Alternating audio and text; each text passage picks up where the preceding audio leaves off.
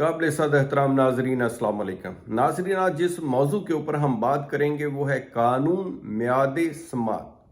यानी law of limitation. और इस वक्त जो लॉ ऑफ लिमिटेशन पाकिस्तान के अंदर आइजल वक्त है वो 1908 का है। इसके अंदर जो हम रेमेडी सी करना चाहते हैं उसकी एक म्याद मुकर्रर की गई, और म्याद मुकर्रर करने का एक ख़ास मकसद है लेजिस्लेशन का, जिन्होंने ये कानून बनाया। क्योंकि ऐसा नहीं है कि किसी शख्स को 20-30 साल पहले कोई ग्रीवेंस हुई हो और आज वो उसकी कंप्लेंट करे और उसके लिए अदालत से दादरसी मांगे या जब चाहे वो दादरसी मांगे। ऐसा नहीं हुआ करता। तमाम चीज़ों को मद्देनज़र रखते हुए और पूरी उसके ऊपर तवज्जो देने के बाद लेजिस्लेशन ने लॉ ऑफ लिमिटेशन बनाया। तमाम चीज़ों के लिए मुख्तलिफ लिमिटेशन है। ये भी एक बड़ी अहम सोचने की बात है कि जो भी कोई केस करना चाहता है वो इस चीज़ को मद्देनज़र रखेगा कि ऐसा नहीं है कि तमाम चीज़ों के लिए एक ही वक्त मुकर्रर कर दिया गया हो। यानी तमाम, ऐसा भी नहीं है कि तमाम, अगर दावाजात हैं सिविल के तो तमाम के लिए एक जैसा वक्त मुकर्रर हो, या फौजदारी है मामला तो तमाम चीज़ों के लिए एक जैसा वक्त मुकर्रर हो, या स्पेशल लॉज हैं पाकिस्तान के अंदर, बहुत सारे राइजुल वक्त कवानीन हैं जिनमें खुद उस कानून में ही स्पेसिफाई कर दिया जाता है कि जिस शख्स को जो मसला होगा, जिसके हवाले से बात हो रही होगी उस कानून में, वो इतनी मुद्दत के अंदर कोर्ट के अंदर जा सकता है। यानी मिसाल हम कर लेते हैं कि इसकी, कि जैसे कोई शख्स रिट दायर करना चाहता है लाहौर हाई कोर्ट या किसी भी और हाई कोर्ट्स के अंदर पाकिस्तान की, तो उस कोर्ट के लिए जो आम तौर पर मशहूर है कि रिट पिटिशन के लिए कोई लिमिटेशन मुकर्रर नहीं हुआ करती, कोई किसी भी वक्त कर सकता है। लेकिन इस रूल की भी एक एक्सेप्शन है जिसको हिट बाय लैचिस या लैशेस कहा जाता है, जिससे मुराद ये होता है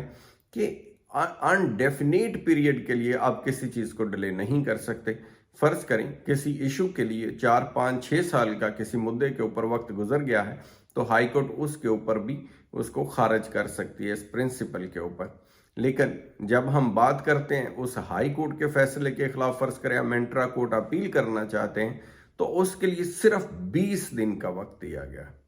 अब यानी एक थोड़ा, बहुत ही थोड़े दिनों का वक्त दिया गया। अब इसके अंदर हम डिटेल से ये भी डिस्कस करेंगे कि वो वक्त शुरू कब से होगा। इसके अंदर हम ये भी डिस्कस करेंगे कि क्या अदालत को ये कंडोन करने का भी इख्तियार है, यानी इसके ऊपर माफ़ी देने का भी इख्तियार है, या केस के लिए मुद्दत बढ़ाने का भी इख्तियार हासिल है कि नहीं। इन तमाम चीज़ों का हम जायज़ा लेंगे। इसलिए नाजरीन का ये समझना बहुत ज़रूरी है कि लॉ ऑफ लिमिटेशन, जब भी कोई केस दायर करना हो तो जो पहला सवाल अपने वकील से करना है वो ये करने वाला है कि इस केस को दायर करने के लिए मेरे पास कितना वक्त है,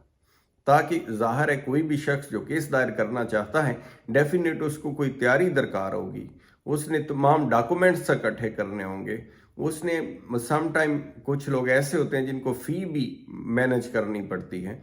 तो ये तमाम चीज़ों को मद्देनज़र, क्योंकि हमारे बेशुमार जो आबादी है वो बहुत ज़्यादा फ़ी मैनेज नहीं कर सकती, फिर उन्होंने उसके मुताबिक अपने काउंसिल का भी इंतखाब करना होता है कि वो किसको वकील करेंगे। यानी ये एक प्रॉपर प्रपोजिशन है,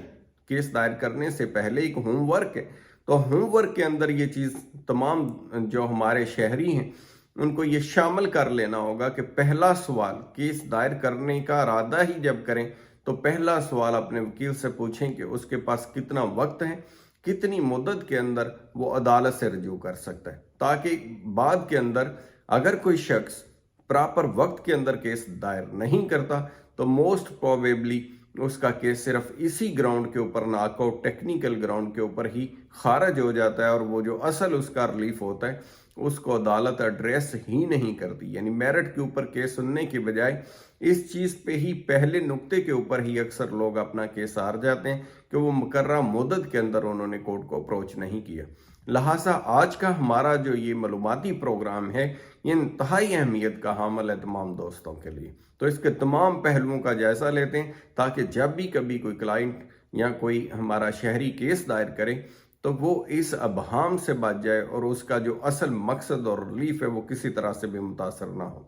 तो इसके ऊपर जब हम बात करेंगे तो सबसे पहले, जैसे मैंने आपको पहले एक मिसाल दी है, तो जर्नल ये है कि मुख्तलिफ दावाजात हैं जैसे कोई स्पेसिफिक परफॉर्मेंस का दावा करना चाहता है, किसी एग्रीमेंट की एग्जीक्यूशन करना चाहता है, तो उसके लिए टाइम अलग है। कोई फौजदारी अपील करना चाहता है तो उसके लिए टाइम अलग है। इसी तरह से कोई रेट पिटिशन दायर करना चाहता है तो उसके लिए टाइम अलग है। कोई इंट्रा कोर्ट अपील दायर करना चाहता है तो उसके लिए टाइम अलग है। कोई CPLA सुप्रीम कोर्ट में दायर करना चाहता है तो उसके ऊपर टाइम अलग है। इसी तरह से जो डिक्लेरेशन के दावाजात हैं उनके लिए कोई टाइम फ्रेम नहीं है कि वो कब करेंगे, वो काज ऑफ एक्शन आने के बाद फिर उसके अंदर वो उनको जाना होता है। तो ये तमाम चीज़ों का कि वो टाइम शुरू कहाँ से होगा, और उस टाइम के शुरू होने की जो बात है, टाइम शुरू होगा जब किसी का कोई ग्रीवेंस होगी, यानी काज ऑफ एक्शन जो है अक्रू होगी, तो वहाँ से फिर टाइम शुरू हो जाएगा लिमिटेशन का,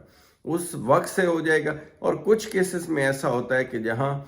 किसी चीज़ की इंफॉर्मेशन हो, जैसे कोई रेवेन्यू से रिलेटेड कोई मामला है, कोई दुरुस्तगी करानी है या कोई और मामला है, तो उसके अंदर जब उसके नॉलेज में किसी शख्स के आएगा तो उसके ऊपर फिर टाइम शुरू हो जाएगा और उसके विद इन टाइम उसको लिमिटेशन लॉज के मुताबिक कोर्ट को अप्रोच करना होगा। लेकिन इसके रूल की भी एक्सेप्शन ये है कि जहाँ कहीं किसी शख्स के साथ कोई फ्रॉड हुआ हो, किसी शख्स के साथ कोई धोखा हुआ हो और उसको मालूम ही ना हो, तो वहाँ लिमिटेशन रन नहीं करती, बेशक कितने साल ही गुजर गए हों, वो एनी टाइम कोर्ट को अप्रोच करके। लेकिन ये सारी जिम्मेदारी, जो बर्डन ऑफ प्रूफ, वो उस शख्स के ऊपर होगा जो केस दायर करेगा कि मेरे साथ धोखा हुआ है, मुझे मालूम नहीं था कि ऐसा कुछ हो गया, तो इसलिए मुझे अब मालूम पड़ा है। वो डेट ऑफ नॉलेज के साथ कोर्ट को आगाह करेगा और वो आके अपना केस दायर कर सकेगा। यानी ये इस रूल की एक्सेप्शन है कि जहाँ तमाम लोगों को एक लिमिटेशन के अंदर कोर्ट में जाना है, लेकिन फ्रॉड की सूरत के अंदर कोई लिमिटेशन नहीं होगी और वो कोर्ट को अप्रोच कर सकते हैं और फ्रॉड से आगाह कर सकते हैं। इवन जिन केसेस के अंदर कोई डिक्री भी अगर कोई शख्स हासिल कर लेता है, तो कोर्ट की डिक्री के बावजूद भी उसके अंदर 12(2) की एप्लीकेशन होती है सिविल प्रोसीजर कोड की, जिसके अंदर धोखे की बुनियाद के ऊपर, फ्रॉड की बुनियाद के ऊपर उस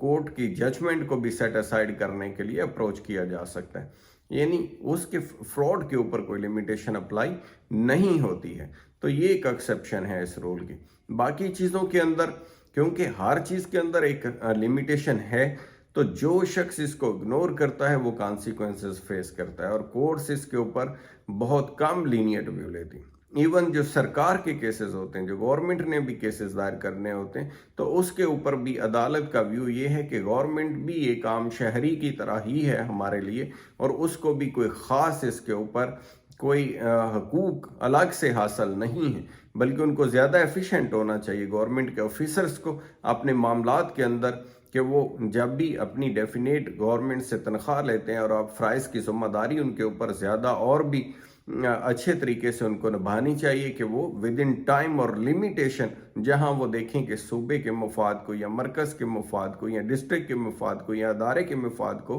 कोई ठेस पहुंची है, तो विद इन टाइम उनको प्रोसीडिंग्स को मुकम्मल करके और अपने केस की तैयारी करके तो उसको दायर कराना चाहिए, ताकि किसी किस्म का गवर्नमेंट या सूबे की या मरकज़ की या किसी भी अदारे की प्रॉपर्टी को कोई नुकसान ना हो। तो यानी दोनों सूरतों के अंदर कोई प्रिविलेज हासिल नहीं है गवर्नमेंट को भी आम शहरियों के ऊपर, बल्कि दोनों को इक्वल कोर्ट्स ट्रीट करती हैं, और जो विद इन टाइम जाएगा उसी को ही अदालत सुनती है। वरना डिफेंडेंट जो है वो एक एतराज़ ले सकता है, कोर्ट खुद से ये एतराज़ ले सकती है कि आप टाइम के अंदर नहीं आए हैं आप, क्योंकि इसके अंदर बुनियादी एक प्रिंसिपल है लॉ ऑफ इक्विटी का। Law of equity says that